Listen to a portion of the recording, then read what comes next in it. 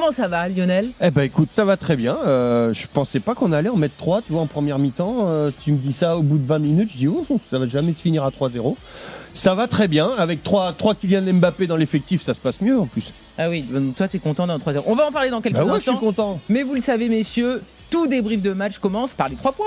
L'important, c'est l'essentiel. Le plus important, c'est les 3 points. Souvent, l'essentiel, c'est le plus important. C'est priorité à notre nouveau consultant. Monsieur Gaël Clichy, quels sont tes 3 points? Forcément le capitaine, Kylian, parce qu'il a été décisif, il est depuis maintenant quelques mois et on pourrait même dire jusqu'à l'année dernière. J'ai beaucoup aimé Hugo. La performance, je pense qu'il ajoute quelque chose à l'équipe qu'on n'avait pas forcément. Hugo Ekitike. Exact. Forcément beaucoup d'envie, de la réussite car la passe D. Mais je pense qu'il y a pas mal de potentiel et une belle marge de progression. Et puis après mon troisième, je le divise en deux. Un petit plus pour Hernandez par rapport à la dernière performance qu'il a fait en bleu. C'est vraiment bien. On souligne quand ça se passe pas bien, il faut aussi souligner quand ça se passe bien. Théo, le latéral. Exactement. Et avec Thauvin, je pense que l'histoire est belle. Un bon retour, il a été omniprésent sur les quelques minutes qu'il a eu. Entendu, je t'avais dit. Ça siffle, ouais, pardon. Eh oui, trop long, mon cher Gaël. Mais bon, il y a pire que toi, c'est juste en face. Lionel Charbonnet nous fait des tunnels. Lionel, rapide, concis, sinon Jean-Louis et moi on va te cisailler. Hein, ouais, ok. Bah écoute, moi, le premier point, les Bleus ne sont pas tombés dans le piège parce que c'est toujours difficile de jouer contre ce genre d'équipe qui joue un bloc bas, très compact, très discipliné. Donc ce 3-0, bah oui, je suis content du 3-0. 2, c'est plus facile quand t'as 3 Mbappé dans ton effectif, parce que là, je l'ai vu, il était étincelant, il était partout, il a été collectif, pendant un moment, c'est dans la même action, j'ai entendu 4 fois son nom. Hallucinant, j'en reviens même pas. Et puis 3, Gaël a donné des joueurs. Moi, il y en a un autre qui m'a beaucoup plu aussi dans le milieu de terrain, Thuram. J'ai beaucoup aimé sa prestation. Trop long.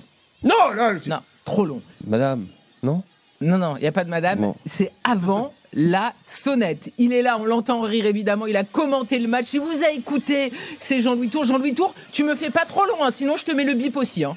Pas de problème, comme les fais autres. gaffe, elle va virer le boss.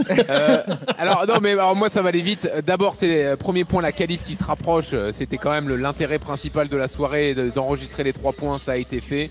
Ce sera pas faisable pour la prochaine journée, mais bon, ça se rapproche quand même des États-Unis. Deuxième point, c'est Mbappé. Merci Mbappé de nous avoir sorti de cette première période terrible où on s'est bien ennuyé. Son but magnifique, et globalement on pourra reparler de l'association avec Ekitike qui est assez prometteuse. Et puis le dernier point, c'est Florian Thauvin. Quelle histoire incroyable, quelle fin de carrière incroyable pour lui. 6 ans après sa dernière sélection, premier ballon il marque, c'est énorme. Magnifique. Vous voyez, c'est pour ça que c'est le boss. Et tu sais, bah voilà. Et voilà. Parce qu'il est dans les clous. Ouais, mais il est pas endurant, lui. Il faut qu'il joue 20 minutes très vite, sinon après, il tient pas le match. Et il y a un autre point, pendant que Gaël est là, quand même, Jean-Louis, t'en as parlé tout à l'heure. C'est hallucinant. Dans cette équipe, t'as quand même 7 joueurs qui ont fait les Jeux Olympiques. Il va peut-être en parler, non?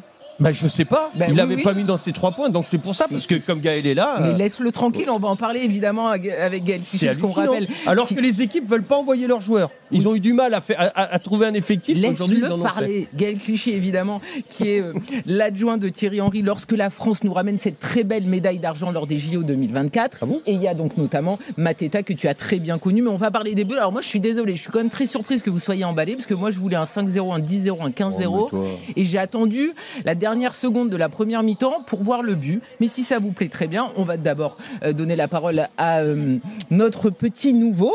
Gaël, toi tu es quand même plutôt satisfait de la prestation collective des Bleus, parce que je suis désolé, mais Didier Deschamps quand même à la mi-temps, il nous a expliqué que ça n'allait pas. Il n'y avait pas d'intensité, il fallait réduire les touches, il fallait aller dans le sens du jeu, et on mettait trop de temps dans les transmissions. Et on est tous d'accord qu'on a vu ça quand même pendant une mi-temps. Oui, non, c'est sûr, mais de toute manière pour l'équipe de France, avec les joueurs et puis le sélectionneur qu'on a, et puis surtout tout ce qu'on a vu sur les dernières années depuis le mandat, depuis la prise de position de Didier, on veut toujours plus, on attend toujours plus l'équipe de France. Donc j'ai envie de dire, même s'il y avait 2-0 à la mi-temps, avec un football un peu plus alléchant, on aurait toujours trouvé des choses à dire.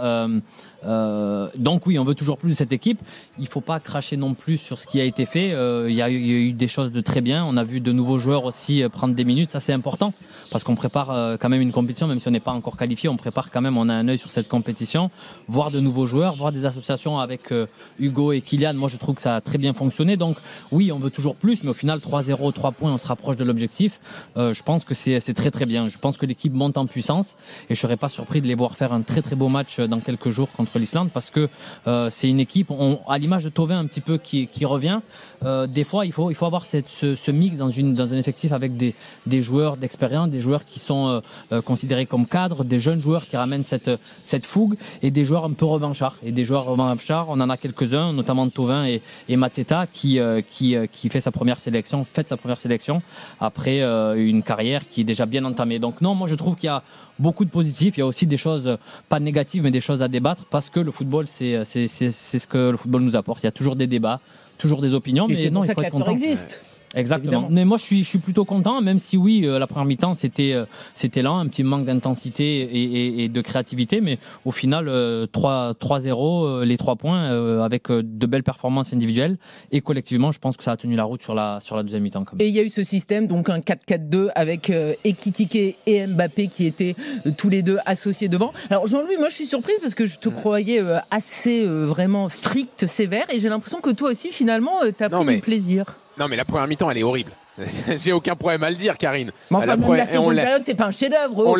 Non, mais c'est déjà un peu différent sur les intentions. La première mi-temps, on l'a dit avec Lionel, moi je l'ai trouvé horrible. Et je crois que je dis cette phrase juste avant que Mbappé prenne la balle et marque le but qui a un peu sauvé la première mi-temps. Mais là où effectivement elle est pas bonne, c'est que les joueurs ils étaient relâchés. Ils se sont dit qu'avec leur petit rythme de sénateur contre l'Azerbaïdjan, ça allait passer. Et je pense que Didier Deschamps, vu ce qu'il a dit aux diffuseurs, il a dû leur passer une petite soufflante à la mi-temps parce qu'ils sont revenus quand même avec des intentions un peu meilleures. Après, Karine, quand on voit globalement, on a gagné 3-0 contre l'Azerbaïdjan, on a fait tourner, il y a des belles histoires, on est quand même globalement satisfait, tu vois, même si la première mi-temps, j'ai plus envie de la revoir. Ouais. Bah ouais, parce qu'il y a eu des matchs quand même, moi je me souviens d'un match, j'ai tout le temps ce match, on jouait contre l'Albanie une fois, c'était au Stade de France, je crois qu'on a fait un 0-0 ou un truc comme ça, ils ont pas mieux joué que l'Azerbaïdjan, l'Albanie ce jour-là, et pourtant on a eu du mal à concrétiser tout ça. Non, on est content. Alors maintenant, le but de Mbappé, t'es content quand il est capable de faire un exploit individuel comme ça. Mais pourquoi il fait son exploit individuel ? Parce que tout le long de cette première mi-temps, il a joué très très très collectif. Il a eu beaucoup d'activités, il était partout. Et 90% de ses ballons, il faisait jouer les autres et tout ça. Et tout d'un coup, il t'invente quelque chose de neuf à la 44e.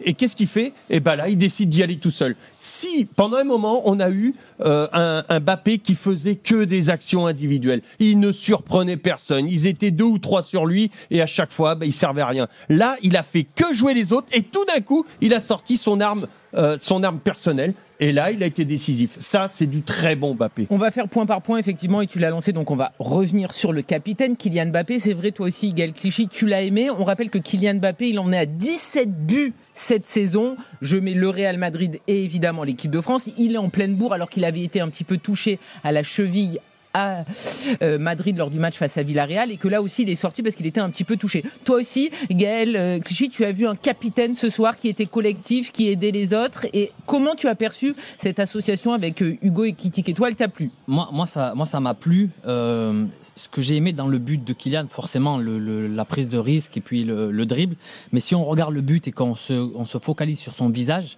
sur la première faute, le premier dribble qu'il fait, on a le sentiment qu'il va se laisser tomber pour avoir un coup franc, pour obtenir un coup franc. Et en fait, on sent qu'il reste sur ses appuis et il repart. Et ça, c'est quand même important parce que peut-être qu'il y a quelques mois, une fois qu'il était un petit peu chahuté à Madrid, peut-être qu'à ce moment-là, sur ce moment-là, dans cette action, peut-être qu'il décide de gagner le coup franc et de tomber et de prendre et d'accepter le coup franc. Là, il se relève, il repart. Et puis, il y a cette entente avec Ekitike. On voit un jeune joueur qui arrive, qui veut jouer pour son capitaine, parce qu'il a beaucoup joué pour Kylian, mais en même temps qu'il ne s'est pas caché des responsabilités qu'il avait à faire, notamment sur l'exploit individuel qu'il a et quand il frappe sur le poteau. Moi, je trouve que c'est excellent. Je l'ai forcément côtoyé avec les espoirs.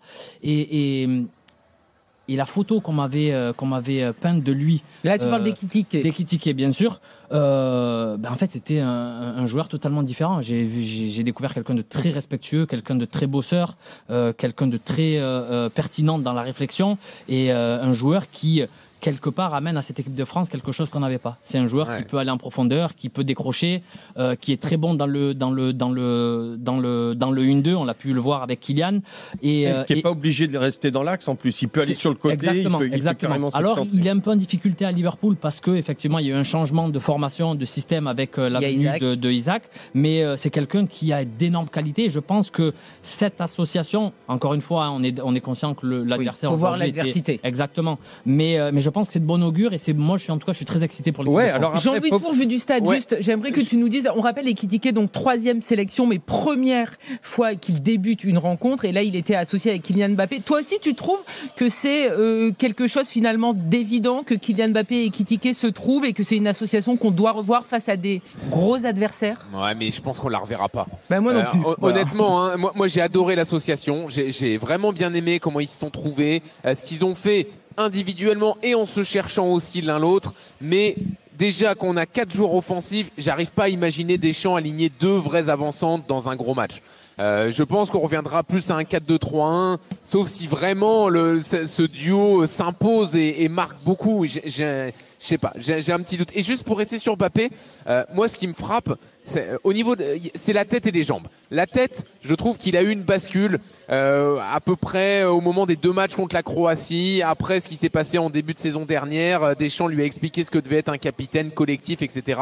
Cette bascule, il l'a faite. Mais là, on ajoute à cette envie de faire participer tout le monde les jambes. Je ne sais pas si vous avez eu la même impression devant la télé qu'au stade, mais les appuis, les accélérations. Alors, il y a du déchet dans ce qu'il fait. C'est vrai, tout n'est pas encore parfait, mais quand il prend la balle et qu'il déclenche une accélération, qu'est-ce qui fait mal? Et c'est le grand Mbappé quand il a les jambes comme ça. Messieurs, vous aussi, vous avez eu cette impression. Là, on a retrouvé le Kylian Mbappé qui est explosif, qui est en jambes. Parce que moi, excusez-moi, alors je veux pas être rabat-joie, mais moi, je trouve qu'il a aussi quand même pas mal tenté et finalement, il a pas tout réussi. Et parfois, il a pris l'option individuelle et il a le droit parce que Kylian Mbappé a des statistiques de dingue. Mais tu sentais que quand même, il s'est dit, c'est mon soir, c'est l'Azerbaïdjan, c'est une équipe d'un niveau assez faible. Donc, je sors pas non plus parce que finalement, il sort très tardivement dans la rencontre. Tu avais l'impression qu'il avait envie ce soir d'aller le plus possible près d'Olivier Giroud et de battre ce record de meilleur buteur de l'équipe de France. Moi, j'ai pas trouvé qu'il était le plus collectif. Je suis pas d'accord avec toi là-dessus. Moi, un petit peu. Je pense qu'il joue un peu pour la stade ce soir, mais c'est normal. C'est des matchs qui font partie de. Des moments où il faut aller chercher quelque chose. C'est l'adversaire parfait, Idoine. Moi, je l'ai trouvé beaucoup plus collectif. Moi aussi. D'accord, Lionel. Oui, mais dans les moments clés où en fait il peut décaler 2-3 fois, mais vraiment et mettre son coéquipier en 1 contre 1 avec le gardien, il a choisi. Ça c'est l'action où Ekitike fait un appel. Ekitike vient sur son côté droit, mais je pense que là Ekitike doit plonger dans son dos. Lui il vient dans l'axe, Gaël. Tu vois, il vient dans l'axe, donc Ekitike doit passer dans son dos et là il doit lui glisser sur la gauche, mais il lui glisse pas parce que je pense qu'Ekitike ne fait pas le bon appel. Non, mais moi de toute sur cette action-là. Moi, je pense que c'est les matchs où on doit aller chercher des statistiques. Ça me dérange pas du tout. Je trouve qu'il a été très très bon. C'est lui qui fait gagner le match clairement, comme le dernier match de l'équipe de France. Passeur décisif aussi, on le rappelle. Non, quand même sur la tête de Rabiot. Ouais, pour moi c'est un super match et.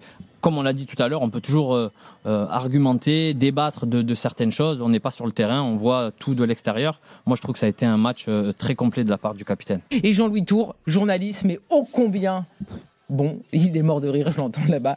Et en direct du Parc des Princes, il nous a commenté ce récital, si j'ai bien compris. Donc la France a battu l'Azerbaïdjan 3-0. Mbappé à la 45e, plus 2 minutes. Donc nous étions dans les arrêts de jeu, on était à 2 doigts de s'endormir. Rabiot à la 69e. Et la belle histoire, c'est Florian Thauvin à la 84e minute qui marque. Il a marqué 2 buts dans sa carrière en bleu. Florian Thauvin, la dernière fois c'était en Andorre et j'y étais, dites donc.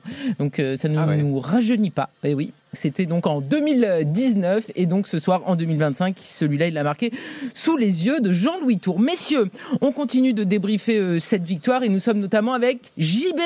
Salut JB au 32-16. Bonsoir à toutes et à tous. Salut JB. Alors JB, je vois que tu es supporter du PSG, donc tu as l'habitude du beau jeu, tu te régales quand tu vas au Parc des Princes. Qu'est-ce que tu as pensé de cette prestation de l'équipe de France ce soir? Insipide, soporifique. Et alors franchement, d'un ennui mortel. J'ai entendu Jean-Louis. Alors j'aime beaucoup Jean-Louis. On s'est vu il n'y a pas très longtemps. Mais il y a un mais là, je sens. Jean-Louis qui me dit Globalement satisfait, mais globalement satisfait de quoi? On va se taper des purges comme ça à la prochaine Coupe du Monde en plus avec des équipes de niveau national en Coupe du Monde. On n'est pas capable de produire mieux.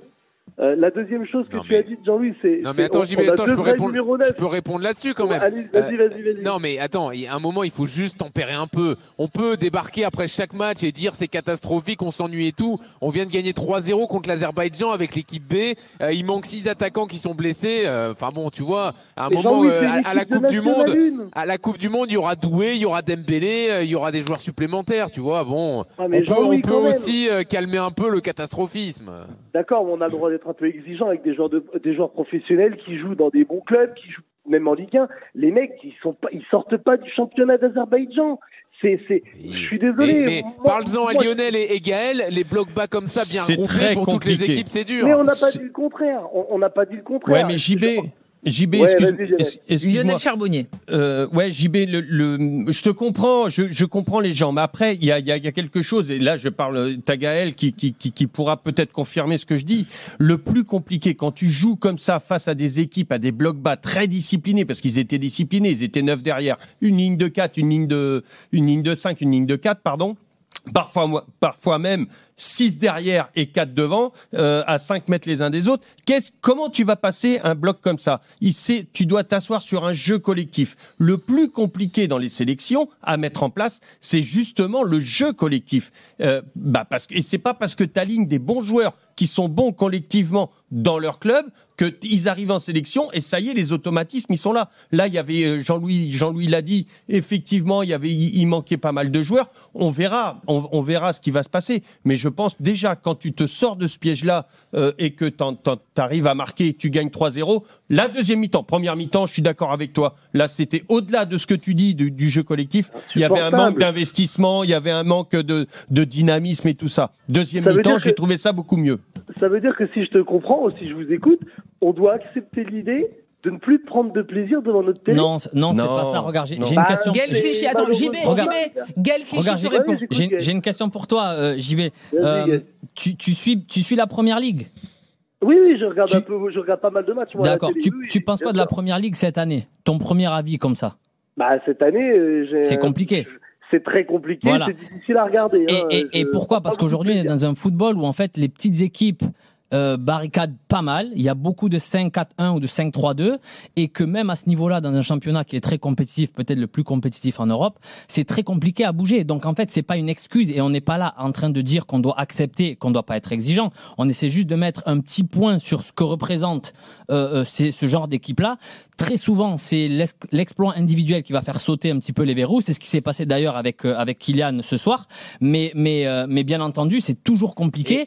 Et encore au-delà de ça, c'est qu'en fait, je parle de la Première Ligue, mais jouer pour l'équipe de France, que tu joues contre une équipe, comme tu l'as dit, de niveau de national, ou que tu joues contre le Brésil ou l'Espagne, tu vas être jugé à la même sauce, en fait. Donc, le poids du maillot pour chaque rendez-vous, encore une fois, c'est pas une excuse, c'est le métier des joueurs et on est là pour faire ça. Mais franchement, les gens, en général, sont quand même très loin de ce que ressente un joueur sur un match comme ça de qualification pour l'équipe de France. Moi, j'ajoute un truc à ce que tu dis, Gaël, et pour répondre aussi à JB. Parfois, dans les débriefs de match, ce qui nous rend fou, c'est les réactions de Didier Deschamps qui sont en décalage avec ce qu'on peut voir, etc.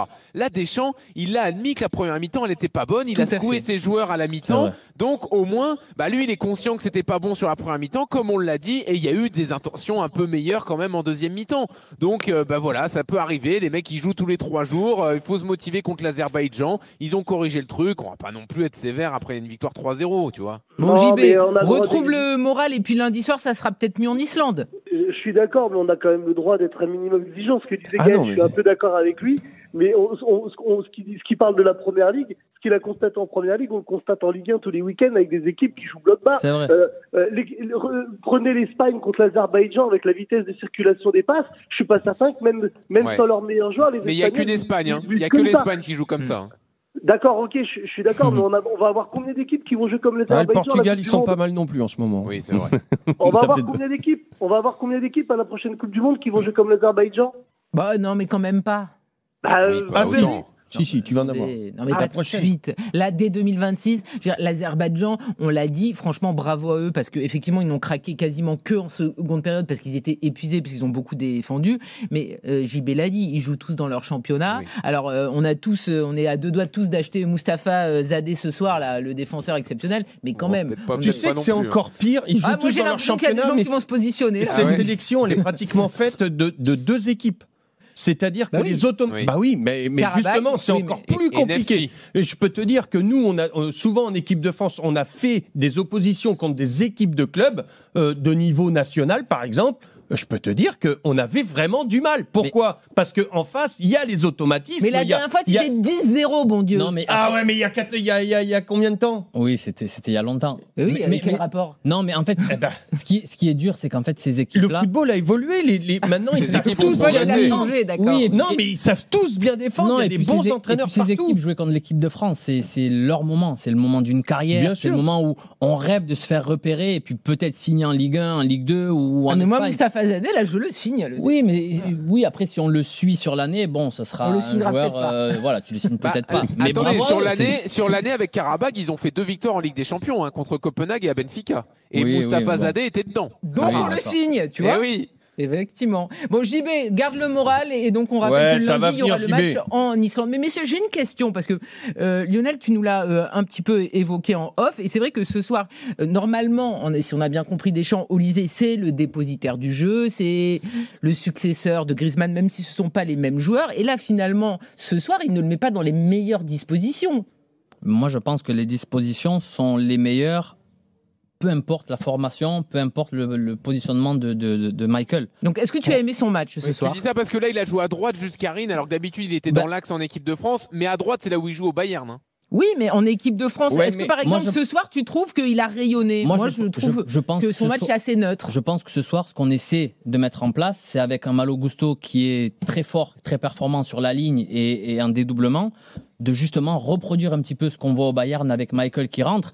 Mais comme l'a dit Lionel tout à l'heure, c'est pas un club. En club, tu répètes tes gammes, tu répètes tes schémas, tu répètes tes mouvements du lundi au vendredi. Et les circuits sont pas les mêmes. Voilà, il n'a pas les mêmes joueurs pour servir. Donc non, moi je pense que est-ce qu'il a fait un match de feu, je sais pas. En tout cas, il a été dans la liste, dans les top 3 à chaque fois, dans les ballons touchés, les ballons donnés, les ballons récupérés. Donc non, moi je pense qu'il a fait un match sympa. Après, c'est sûr qu'on préfère une passe D, on préfère voir ses joueurs offensifs décisifs. Mais non, on verra dans quelques jours. Je suis sûr qu'il fera encore un meilleur match. Ah oui. Et toi, Lionel Charbonnier ? Moi, je pense qu'il n'a pas été mis dans de bonnes conditions. Pour moi, je préfère quand Olysée, il a beaucoup plus de liberté dans son jeu, qui rentre et que justement Malo est capable de passer dans son dos, voire faire il y a eu une action comme ça qui était super bonne en première mi-temps où Olysée est complètement sur la ligne, il rentre complètement dans l'axe, Malo Gusto passe dans son dos et c'est Thuram qui se sert de l'appel dans le vide d'Olysée pour servir Malo Gusto dans la profondeur, dans les 16 mètres. Ça, c'est quelque chose que j'aurais aimé voir plus souvent. Mais je pense que là, il était trop cantonné sur son côté droit et on ne l'a pas servi dans de bonnes conditions. Mais de toute manière, quand tu joues avec 2 attaquants, forcément, tu prends le risque de déporter Michael parce qu'à moins que tu joues avec 3 milieux et un 10, si tu joues avec 2 attaquants, forcément, il va y avoir un changement à ce niveau-là. Et moi, je pense que c'est ce type de match-là, même s'ils sont compliqués sur les premières minutes, ou en tout cas sur la première mi-temps, c'est ce type de match-là dont tu dois te servir pour tester de nouvelles choses. Et je pense que Didier aime bien aussi Michael sur le côté droit. Il aime bien avoir le même type de joueur sur l'aile à gauche. C'est pour ça qu'on a vu Coman. Mais non, je pense qu'il faut tester. Je pense qu'il faut laisser du temps. Il y a beaucoup de matchs, donc en fait, on débat tout le temps. Mais là, il y a toujours quelque chose à dire. Oui, et je pense que c'est très bien et on verra ce qui va se passer contre l'Islande, mais c'est sûr qu'on verra qu'un Michael encore plus performant. Jean-Louis Tour, vu du stade. Moi, j'ai pas trop aimé le match d'Olysée, notamment techniquement. Je parle pas de positionnement, etc. Mais je trouve que contre un bloc bas comme ça, il faut que les 2-3 joueurs qu'on a au-dessus du lot techniquement soient parfaits, capables d'accélérer le jeu, de travailler sur les côtés. Et je l'ai vu un peu nonchalant sur certaines actions, comme surtout s'il prenait quand un il peu décroche. de haut l'Azerbaïdjan. Donc quoi, comme à ses débuts en bleu ? Comme le but qui nous a coûté la dernière fois. C'est-à-dire que quand il décroche comme ça, il a cette nonchalance qu'il peut avoir de temps en temps, dont il sert, qui est une arme dans les 30 derniers mètres, où il est nonchalant et tout d'un coup il accélère. Et là, à chaque fois que je le retrouve dans notre bloc médian, Messieurs, je vous arrête. Priorité au direct. Khéphren Thuram titulaire ce soir et en zone mixte. Beaucoup, c'était agressif, donc c'est un match, c'est jamais facile, mais à la fin on a gagné 3-0, donc on est content. Khéphren, à titre personnel, est-ce que vous pensez avoir marqué des points ce soir? Franchement, je sais pas, je verrai ma prestation individuelle plus tard. Pour l'instant, je suis juste content d'avoir eu les 3 points, et après moi je verrai de mon côté ce que j'ai bien fait ou mal fait. Voilà. Vous savez aussi jouer en 4-4-2 aujourd'hui, un système. Khéphren Thuram, le milieu de terrain titulaire ce soir, est en zone mixte. Il a marqué des points. Le temps de se mettre en place. Non, on a travaillé à l'entraînement ce système avec 2 pointes et 2 ailiers. Non, ça a été sur le système, pas de souci.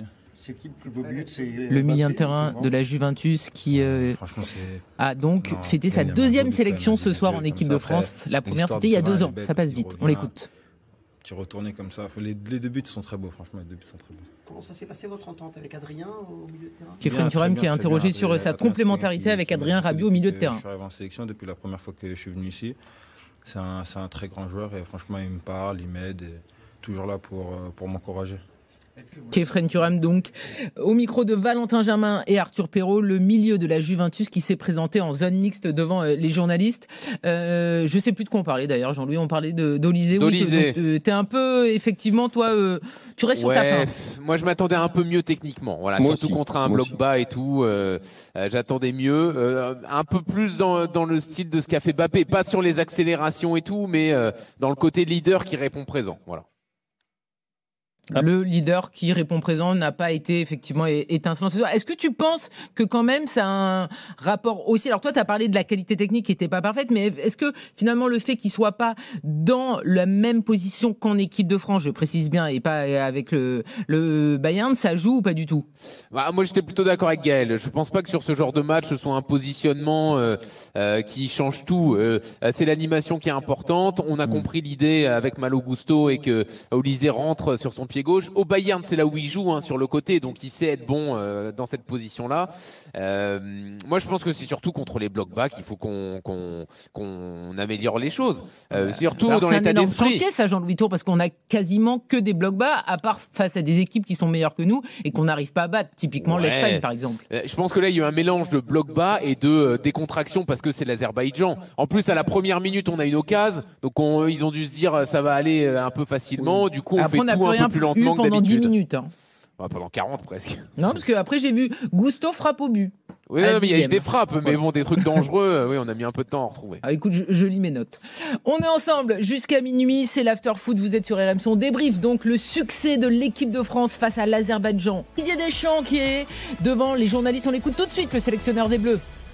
Je ne vais pas sauter de joie, ok, on a gagné, c'était prévu. On a mis 3 buts, on aurait mieux mettre plus, mais notre première mi-temps, on doit faire mieux.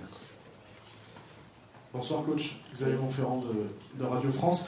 La jolie histoire du soir, c'est quand même le retour de Florian Thauvin qui rentre et qui marque un très joli but pour son retour. Voilà, que vous a inspiré son entrée en jeu et de cette façon-là? C'est très bien pour nous et très bien pour lui. Évidemment, comme tous les joueurs, il est heureux d'être là et pour lui c'est un retour, d'avoir pu marquer. Voilà, Flo, il a toujours eu ses qualités techniques, adresse, un joueur qui est à droit devant le but et il est rentré avec plein d'envie, d'enthousiasme et je suis content pour lui qu'il ait pu marquer sur le plan individuel, évidemment. C'est un moment de bonheur pour lui.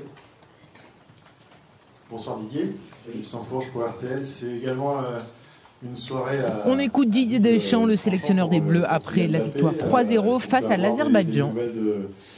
De sa cheville et puis aussi votre analyse en fait de ce rôle de leader et de locomotive qu'il semble endosser avec beaucoup de plaisir en ce moment.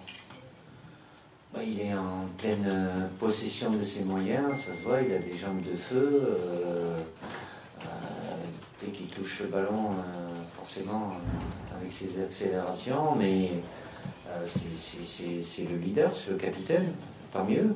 Il était déjà dans cet état d'esprit-là et dans ces conditions-là au mois de septembre, pratiquement souvent, en n'ayant peut-être pas les mêmes sensations qu'il a aujourd'hui.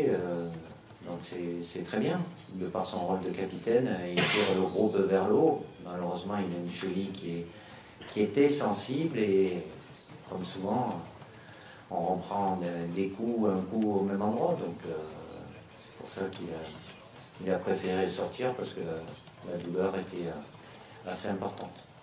Didier Deschamps, qui est donc en conférence de presse après la victoire 3-0 face à l'Azerbaïdjan. Didier Deschamps, évidemment, qui a loué la prestation de son capitaine Kylian Mbappé, qui est quand même sorti sur blessure, la cheville droite qui était déjà touchée, donc il faudra suivre ça. Jean-Louis Tour, d'ailleurs, a priori, c'est rien de grave dès qu'il a eu vraiment eu... J'avais l'impression que c'était rien de grave, mais Deschamps vient de dire il a eu une douleur importante. Donc c'est à surveiller quand même. Et à voir si on prendra le risque de le mettre en Islande lundi. Mais effectivement, quand il sort, il boite pas, mais Deschamps dit douleur importante, donc ouais, c'est à surveiller. Et voilà. Mais est-ce qu'il fallait pas le sortir plus tôt alors? Je sais pas, Lionel pendant le match disait qu'il fallait le faire jouer. Donc... Non, le faire jouer d'entrée. Oui, mais le sortir un peu plus tôt. Après, le sortir à la 60e, je pense, le faire sortir. Mais après, tu sais pas ce qui va se passer, tu sais pas s'il va vraiment prendre un coup, parce que là, il se fait tacler vraiment. C'est un coup, c'est un truc. C'est pas comme un joueur qui a qui sort d'une élongation ou qui sort d'un claquage et tout ça. Non, c'est pas. Tu dois. Si tu penses que les joueurs de foot vont prendre des coups et qu'ils vont sortir sur chaque coup, tu peux plus manager. Ouais. Là, c'est pas du tout pareil. C'est pas le même style de management. Mais par contre, je disais oui qu'il fallait le mettre tout simplement parce que c'est un match important que Didier demandait de la concentration. Oui, il fallait le mettre au coup d'envoi, d'accord. Au coup d'envoi, ouais, parce que c'est un match important, que Didier disait, il faut avoir l'état d'esprit, il faut avoir ci, il faut avoir ça. Et donc, le fait de ne pas mettre, ça aurait été incongru, incohérent, en tout cas, ça aurait été perçu de la sorte dans le vestiaire, s'il n'avait pas mis ses meilleurs joueurs du moment. C'est-à-dire que si tu mets pas Mbappé parce que c'est l'Azerbaïdjan en face. Non, tu mettais pas Mbappé parce qu'il a été touché face à Villarreal et parce qu'il n'a pas fait beaucoup d'entraînement collectif. Non, mais à partir du moment où le joueur se sent bien et que le staff médical dit donne son feu vert, le joueur dit non, je peux jouer, il a de bonnes sensations, il a fait un entraînement collectif, tout s'est bien passé, il lui a demandé et le joueur donne son feu vert, eh ben oui, vas-y, montre l'exemple.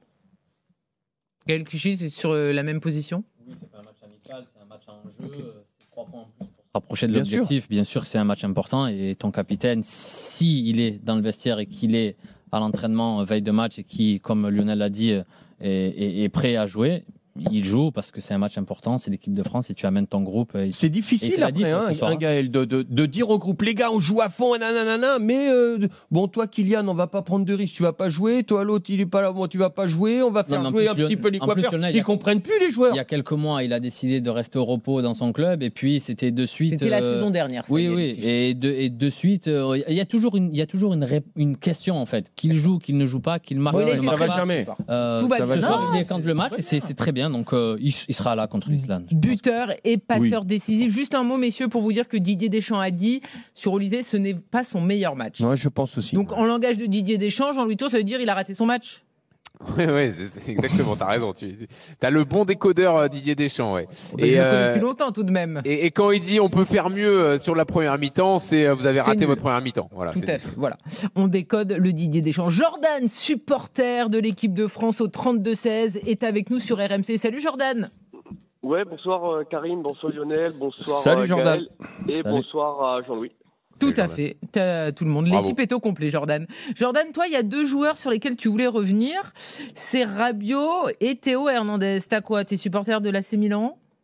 Absolument pas. Pas du tout, ok. Non, parce que vu que de l'Inter alors. Ah oui, c'est ça plutôt. Vu que tu veux les dézinguer, en fait, t'es supporter de l'Inter. Non, je plaisante. Théo Hernandez qui a quitté le Milan et qui joue maintenant en Arabie Saoudite, et Rabiot qui vient de rejoindre le Milan cet été. Tu n'as pas été donc convaincu par le match de notre arrière gauche et par notre milieu de terrain, c'est ça? Ouais, pas du tout, ouais. Alors, déjà, sur Théo Hernandez, moi, c'est bien parce qu'en équipe de France, il a le même rythme, je pense, qu'en Arabie Saoudite, donc je pense qu'il n'est pas dépaysé. Moi, en fait, niveau nonchalance, tout ça, Enfin, je trouve que c'est quand même un peu abusé. On le voit revenir au petit trot sur les phases défensives, face offensive. Il n'y a pas spécialement de débordement. On dirait qu'il veut pas déborder. Ça fait des petits contrôles passes, etc. Enfin, vraiment, pour le coup, ça fait plusieurs matchs quand même qu'il est dans cette dynamique-là. Et moi, j'ai envie de voir autre chose, quoi. J'ai envie de voir déjà Lucas Digne, même si Lucas Digne a 31 ans, etc. Mais je pense que... T'es jeune à 31 ans, dis donc, Jordan. Bah oui, très. T'as très 30 jeune. ans, je te rappelle, hein, si ma fiche est bonne. J'ai même 31 ans pour être exact. Ah bah, tu vois, alors. Non, mais j'ai 31 ans pour un latéral, ça va, hein. Ouais, carrément, ouais, mais voilà, il a l'expérience et tout, et puis même sur les matchs aussi qu'il a pu faire récemment, il a quand même été plutôt convaincant. Et puis pourquoi pas peut-être aussi un Adrien Truffert par exemple, qui fait un peu, qui fait la maille en première ligue. Bournemouth c'est 4e, il est titulaire, indiscutable. Tu veux revoir Adrien Truffert en bleu. Ok, ben on va en parler à Didier Deschamps. On va demander l'avis de Gaël Clichy, notre consultant. Gaël, par rapport à Théo Hernandez, il est à nouveau titulaire ce soir. C'est vrai que parfois, moi je suis plus team Lucas Digne, mais enfin on veut ton avis. Qu'est-ce que tu as pensé du match de Théo Hernandez? Et Adrien Truffert, c'est vrai que tu regardes beaucoup la Première Ligue. Tu crois à un retour en bleu? Il a une sélection, on rappelle. Hein. Alors, moi, il y a plein de choses. Est-ce qu'on parle football stat ou football performance? Parce qu'en fait, si on parle football stat, il a fait une passe décisive quand même ce soir. Ce n'est pas suffisant forcément par rapport à la qualité du joueur. Mais contrairement à ce qu'on a pu voir, en tout cas, et imaginer sur ce côté droit avec Malo Gusto et Michael qui devait rentrer pour libérer le couloir, la qualité première d'Hernandez, c'est justement d'avoir cette liberté, cet espace devant lui. Ça n'a jamais été un joueur de 1 contre 1 qui allait te faire la différence dans le dribble. Il faut qu'il soit lancé avec ballon ou sans ballon. Et c'est sûr, quand on joue contre des blocs bas de 5, une équipe qui joue en 5-4-1 ou 5-3-2, il n'y a pas d'espace. Et encore moins quand tu as un joueur qui est Coman, qui est un joueur de ligne, et qui reste à l'extérieur, qui ne te libère pas d'espace. Donc en fait, sans parler de la performance individuelle, comme Lionel le disait tout à l'heure, il faut toujours chercher à comprendre pourquoi et comment le joueur ne performe pas. Ou pourquoi c'est un match pour lui ce soir. Et aujourd'hui, pour moi, je pense que quand on parlait de Michael qui n'était pas dans les meilleures conditions, c'est surtout dans ce cas-là avec Hernandez, un joueur qui n'a pas été mis en valeur par rapport au positionnement des joueurs autour de lui. Après, Gaël, si on regarde la statistique et la passe, bon, c'est pas suffisant, je suis d'accord, mais je veux dire que on a tous été séduits et charmés par le joueur qui nous faisait des déboulés justement. Mais c'est ça le truc, Gaël, en fait. Après, vu du stade, j'ai l'impression que tu grognes un peu, Jean-Louis. Non, mais après, Gaël, c'est ton poste, donc tu vois sûrement des trucs chez Hernandez que moi je vois pas forcément. Mais le truc, en fait, c'est qu'il nous a habitués à tellement mieux que moi, c'est ça qui me saute aux yeux. C'est quand on se rappelle l'arrière gauche que c'était, dans la mobilité, dans la capacité à accélérer le jeu quand même, hein, même si contre des blocs bas, j'ai bien compris que c'était difficile. Moi, je trouve qu'il y a une baisse globale de son niveau. Attends, juste, je finis. Moi, je trouve qu'il y a une baisse globale de son niveau. Il a plus les jambes. On a insisté sur les appuis de Mbappé. Lui, par rapport à avant, j'ai l'impression qu'il a vraiment perdu en vitesse, en explosivité. Et là où je suis pas d'accord avec Gaël, c'est que Coman, je l'ai vu plein de fois quand même rentrer dans l'axe et libérer le couloir pour Hernandez, et je lui ai pas senti les jambes pour aller le prendre ce couloir. Attendez, quand tu es né en 97, tu as 28 ans, on est d'accord? Oui. Oui, donc il est encore quand même très jeune, hein, Hernandez. Normalement, il doit avoir encore ses jambes. Oui, bien sûr, c'est pour ça que c'est pas un problème d'âge pour Théo Hernandez, c'est peut-être un problème effectivement de rythme par rapport à l'Arabie Saoudite. On était d'accord tous les deux pendant le direct, on le disait, c'est pas le Hernandez qu'on a eu il y a 3 ans en arrière, c'est pas celui du Milan AC quand il a signé au Milan et tout ça. Ou de la Coupe du Monde 2022. Ou de la Coupe du Monde, ouais. oui, exactement. Par contre, combien de fois on a vu, et là je rejoins Gaël, on a vu Hernandez jouer en équipe de France dans un 4-4-2 avec un mec qui est dans son couloir et qui reste dans le couloir. Ok, je suis d'accord avec toi, 2 ou 3 fois, Coman est rentré et lui, on ne l'a pas, mais on ne l'a pas trouvé lancé. Tu vois, le problème aujourd'hui, si on donne la balle à Hernandez dans les pieds pour qu'il fasse la différence, balle au pied en rentrant dans les 16 mètres, non, c'est plus comme ça qu'il faut le trouver. C'est-à-dire que les joueurs évoluent et il faut qu'il y ait une évolution dans le jeu. Donc Coman rentre, Hernandez devrait arriver lancé dans cet espace laissé par Coman, comme il y a eu tout à l'heure le jeu, ce que décrivait le avec Malo Gusto. Avec Malo Gusto, le jeu à droite. La même chose avec Hernandez. Là, tu vas voir un autre Hernandez. C'est-à-dire peut-être que dans un 4-3-3, Hernandez sera peut-être plus prolifique, mais Moi, aujourd'hui, je l'ai trouvé en dedans. Pour moi, il n'a pas marqué de point là-dessus, mais je pense que les circuits préférentiels, les animations devant lui n'étaient pas exceptionnelles pour le mettre aussi en valeur. Jean-Louis Tour, vu du stade, est-ce que tu peux répondre? Et j'ai une autre question, j'enchaîne. Est-ce qu'on reverra Théo Hernandez, tu penses, lundi soir, ou est-ce que ça sera Lucas Digne qui aura sa chance? Parce qu'on rappelle que le gros match, c'est quand même celui de lundi en Islande. Digne. Ouais, je pense que Digne est passé devant dans la hiérarchie. C'est bon, lui c'est fait. Je pense que c'est lui qui fait les gros matchs. Digne, il est titulaire en Pologne contre l'Ukraine. Et après, c'est Hernandez qui joue l'Islande. Bon, les deux matchs valaient à peu près, mais à mon avis, Digne a pris une petite longueur d'avance. Et après, c'est ce que j'ai déjà dit sur Hernandez. Moi aussi, comme Lionel, je trouve qu'il n'a pas marqué de points. Je pense qu'il y avait moyen de prendre un peu plus le couloir qu'il ne l'a fait. Et je pense, je sais pas si c'est dû au rythme de l'Arabie Saoudite, parce qu'à la fin, à Milan, déjà, il avait vraiment baissé de niveau. Milan voulait s'en débarrasser d'ailleurs. Voilà, donc je pense qu'il y a un problème un peu plus global chez lui, et il a quand même une chance énorme dans sa carrière, c'est que Didier Deschamps lui maintient sa confiance de façon absolue en l'appelant à chaque fois malgré cette baisse de régime. Je pense que le Milan veut se séparer de lui parce que en fait, par rapport à son âge et par rapport au rendement, la somme qui était mise sur la table, on ne peut pas refuser. Donc c'était une énorme somme. C'était une très grosse somme. Donc non, en fait, moi, ce que je dis, c'est que on est les premiers à tirer sur quelqu'un quand, non, c'est pas le genre de la maison, Gaël. Très bien. On est gentil. Moi, je trouve que si on parle football statistique, bien sûr qu'il y a du mieux, il faut faire mieux, mais il fait une passe D et il fait une passe D. Pour toi aussi, Lucas Digne est passé devant. Je pense que c'est quand même l'éternel loser, ce pauvre Lucas Digne en équipe de France. À chaque fois qu'il y a une compétition, au dernier moment, ric-rac, il n'y est pas. Et quand il est pris, pas tout le temps. Au Brésil, il prend ma place au dernier moment. Donc, en 2014 oui, en 2014. Oui, mais non, il jouait pas. Oui, d'accord, mais je pense qu'aujourd'hui, c'est un homme fort du groupe de Didier, parce que c'est quelqu'un de fiable, de très fiable, quelqu'un de très performant aussi, parce qu'il a joué dans de très grands clubs. En première ligue, il fait vraiment les bonheurs de chaque club où il évolue. Et donc, moi, je pense que, est-ce qu'il est passé devant? Je ne sais pas, mais en tout cas, c'est sûr qu'il a peut-être un petit peu pris le dessus, en tout cas dans cette période-là dans laquelle on est aujourd'hui. Non, mais c'est vrai que quand même, Lucas Digne, il a eu le côté « je suis pris pour les matchs » et quand la liste tombe, on ne me prend pas. Il a quand même un peu cette étiquette-là sur toutes les listes faites par Deschamps. Il y a eu de très pauvres. Il y a eu de très bons joueurs ces dernières années en sélection sur le côté gauche, des joueurs très performants. Sûrement des joueurs qui faisaient partie, en tout cas dans le moment choisi, des joueurs qui étaient dans les 5 meilleurs en Europe, quoi. Donc on a de la chance. Il n'y a que 11 joueurs, donc il fait partie de ceux qui sont là. Il y a une petite rotation, mais c'est vrai qu'aujourd'hui, c'est peut-être un petit peu sa chance d'aller s'imposer. Donc on devrait le retrouver lundi soir en Islande. Jean-Louis Tour sera évidemment aux commentaires. Et il aura froid aussi, comme ce soir, j'ai l'impression. C'est ce qu'on dit. Je crois un peu plus froid encore là-bas. Quand même. Oui, mais tu vois, c'est pour ça qu'on te garde avec nous, c'est pour que tu te prépares psychologiquement au froid. Ah, c'est gentil, merci. Mais ton damar. Non, on me dit il faut absolument libérer Jean-Louis Tour, il est en train de se glacer. Non, mais ça va. Oui, puis c'est un entraînement pour lundi, t'inquiète pas. Jordan, t'es toujours avec nous? Toujours.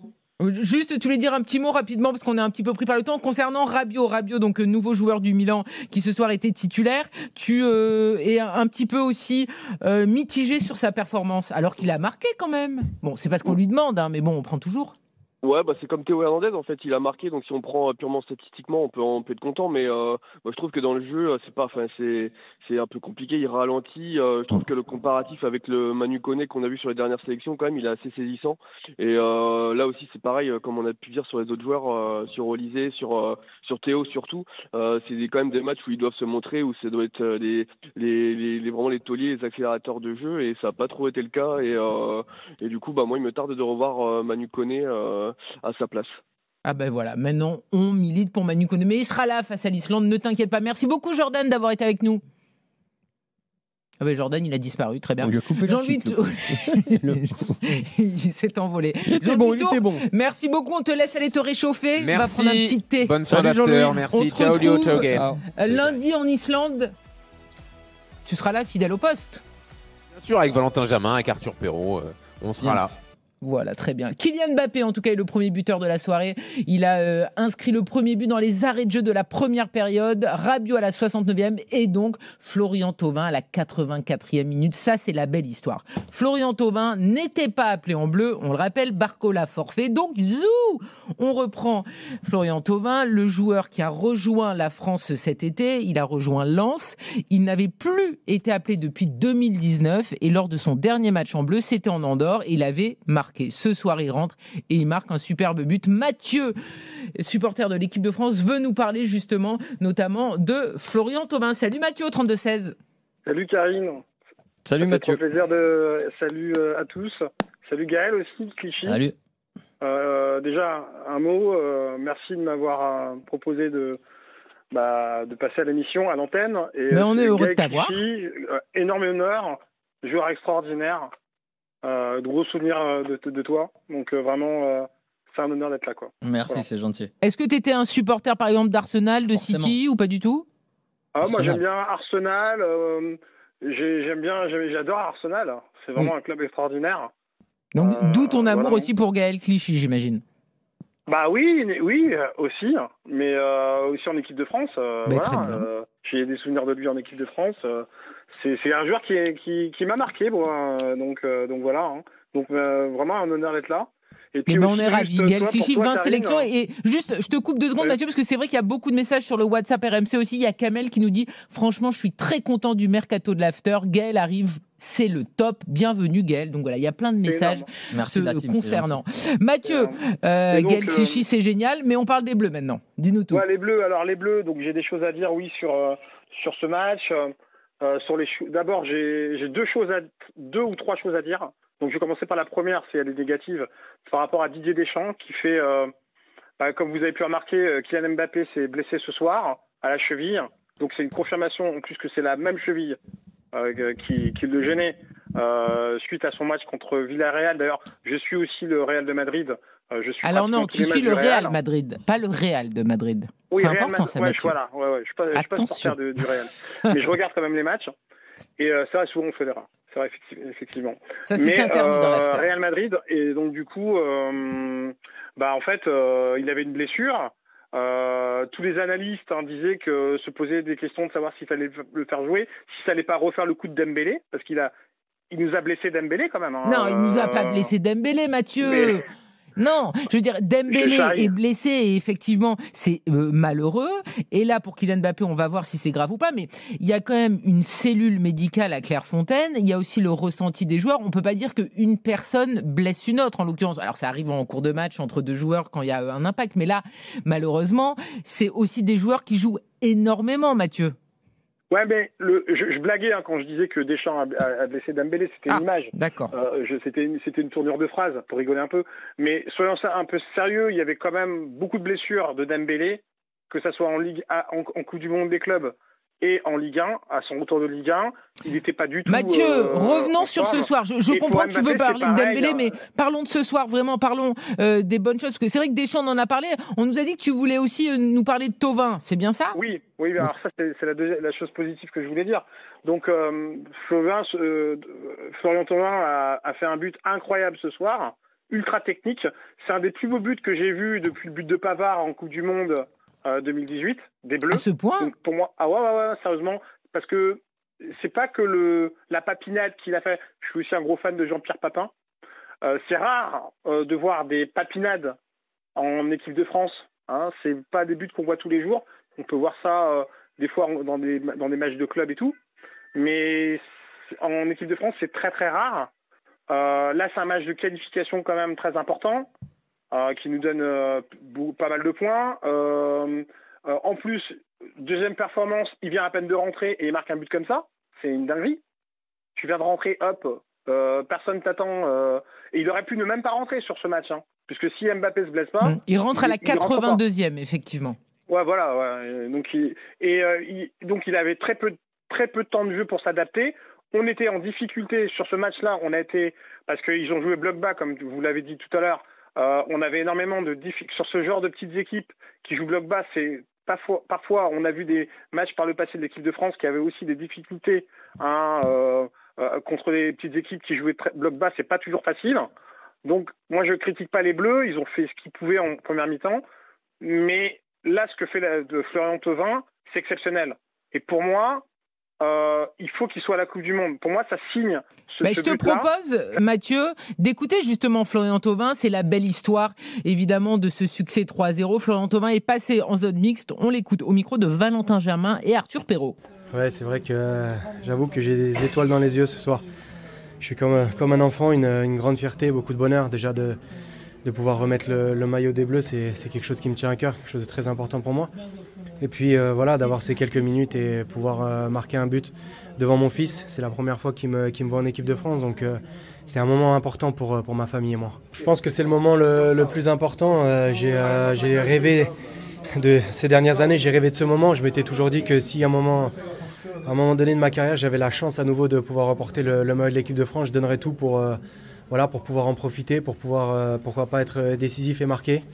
Donc c'est ce que j'ai fait ce soir, j'ai été récompensé. Je pense que ma plus grande fierté, au-delà du but aujourd'hui, c'est de ne jamais avoir baissé les bras et d'avoir toujours continué de travailler, même quand c'était un peu plus difficile. Bien évidemment, quand un joueur il vient en équipe de France, en tant que compétiteur, il veut toujours y rester. Après, c'est pas moi qui prends ces décisions-là. Non, je pense que je suis plus performant. Je suis arrivé aujourd'hui à une maturité que j'avais pas avant. Je pense que j'aborde la sélection d'une manière différente aujourd'hui. Je suis un peu plus leader dans l'âme. Je sens que j'ai progressé. Mon passage en Italie m'a vraiment fait franchir un cap. Je me sens mieux tous les jours à l'entraînement, mieux quand je rentre. Je demande tous les ballons. Je me rends disponible pour tous mes coéquipiers. Et je pense que voilà, je suis arrivé à maturité un peu plus tard que les autres joueurs. Je pense être arrivé à maturité à l'âge de 31 ans. Ça fait environ 1 an et demi, 2 ans que je me sens bien et je pense que vous avez pu le voir ce soir. Florian Thauvin, après ce but, après ce retour donc gagnant en équipe de France, Gaël Clichy, c'est très émouvant. Il parle de sa famille, il a un petit garçon, évidemment, en 2018, il n'était pas encore papa. Il y a beaucoup de très jolis moments dans ses propos, parce que là, voilà, c'est un rêve de gosse, alors qu'il est champion du monde. Mais c'est un rêve de gosse, une deuxième aventure incroyable qu'il a vécu ce soir, en fait. Moi, il y a une phrase que Didier Deschamps nous avait communiquée sur les premiers temps où il prend le job. C'est qu'il nous dit, ça a été ton sélectionneur, on le rappelle, en équipe de France. Et il nous dit, les garçons, n'oubliez jamais que la sélection restera toujours au-dessus du club. Peu importe le club dans lequel vous évoluez, la sélection, ça a un goût spécial. Et c'est vrai que sur le moment, on ne comprend pas trop, parce qu'on joue dans de grands clubs, on joue devant des milliers, des millions de téléspectateurs, de fans au stade. Mais c'est vrai qu'avec du recul, on comprend le poids de ce maillot et de cette sélection. Donc en fait, quand j'entends Thauvin parler ainsi, c'est juste pour faire comprendre aux gens en fait, ce que ça représente. Ce n'est pas seulement un match, ce n'est pas seulement une performance. On est tout le temps jugé. Et forcément, quand on arrive à donner des performances comme ça, qui donnent du plaisir au peuple français et aussi à nos familles, c'est des moments assez spéciaux. Ouais. Lionel Charbonnier, c'est vrai que parfois, on a l'impression que les footballeurs sont blasés, ça arrive, où les discours sont ultra formatés. Là, ils parlent avec le cœur. Là, on est tous émus, qu'on aime ou pas Thauvin, qu'on soit supporter de Lens ou pas, etc. Tu te dis, oui, le mec, à 31 ans, il réalise un nouveau rêve de gosse. Mais c'est pour ça qu'il est là. C'est pour sa fraîcheur d'esprit, parce que tu peux avoir 31 ans, mais si tu as l'esprit, si tu as la tête, si tu es toujours aussi frais comme il l'a montré avec son entrée, il y a aucun souci. Maintenant, je m'interroge quelque part, parce que je me dis, mais pourquoi d'ailleurs, il a dit, ça fait 2 ans que je me sens très très bien, j'ai pris en maturité, mon passage à l'Udinese m'a fait beaucoup de bien, je me sens plus leader dans l'âme et tout ça. Bon, je me demande, et c'est là où quelque part Dédé m'interpelle, parce que s'il n'était pas venu en France, Thauvin, qui serait resté à l'Udinese, est-ce qu'il aurait été appelé ce soir ? Je suis pas certain. Mais tu le connais très bien, Didier Deschamps. Je suis pas certain. Donc la réponse est non. Je suis pas. Je m'appelle pas Dédé, mais je n'y crois pas. Par contre, ça veut dire quelque part que tout le monde. Moi, ce que j'aime, et Gaël vient de le dire, ce que j'aime, c'est que appelé ou pas appelé, tu as été en équipe de France, tu n'es plus appelé. Quoi qu'il arrive, tant que tu as cette fraîcheur d'esprit, et ça c'est valable pas seulement sur le terrain, dans la vie, parce que c'est une leçon de vie quelque part, c'est pour ça qu'il a parlé de ses enfants, de sa famille et tout ça, c'est la vie, tu ne lâches rien. Quoi qu'il arrive, il y a des moments, tu mets la tête dans le guidon, tu travailles et tu t'améliores, et un jour le travail finit par payer. Aujourd'hui, ça c'est fini. En tout cas, il revit quelque chose d'extraordinaire. et il nous donne cette joie. Gaël Clichy, ça a été ton sélectionneur Didier Deschamps. Vous avez aussi beaucoup échangé quand tu es devenu adjoint de l'équipe de France à Prime, pardon. Est-ce que tu penses, comme Lionel, que si Thauvin n'était pas en France aujourd'hui, il n'aurait pas été rappelé ? C'est possible, ça on ne le saura jamais. Par contre, il y a quelque chose de très important, et ça c'est une certitude. Didier, je pense qu'il a un rapport avec le calcio et le football italien très important. Et il y a beaucoup de joueurs, d'entraîneurs qui sont passés par le calcio, qui prennent ce championnat comme référence. Et donc, en fait, voir des performances de Thauvin l'année dernière dans le championnat italien, effectivement, ça ramène un plus aux joueurs parce que c'est un championnat très regardé, un championnat très tactique. Beaucoup de joueurs français qui ont évolué là-bas ont dit qu'après leur passage en Italie, ils ont appris à devenir professionnels, ils ont appris une méthodologie de travail qui était différente de ce qu'on a connu. Donc, un joueur comme Thauvin, peut-être découvre une nouvelle façon de travailler. Et quand on parle de maturité, c'est aussi ça. Donc, est-ce qu'il aurait été sélectionné s'il avait été toujours en Italie ?